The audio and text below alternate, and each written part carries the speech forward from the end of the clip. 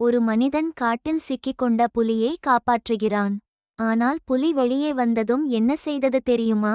ஒருநாள் ஒரு புலி வேட்டைக்காரர்கள் வைத்திருந்த கூண்டில் சிக்கிக்கொண்டது.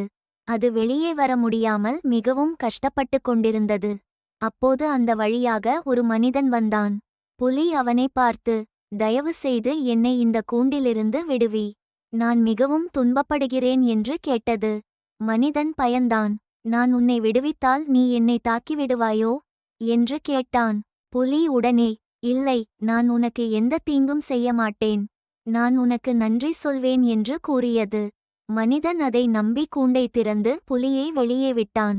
ஆனால் புலி வெளியே வந்ததும், நான் மிகவும் பசியாக இருக்கிறேன், அதனால் இப்போது உன்னை சாப்பிடப் போகிறேன் என்று சொன்னது.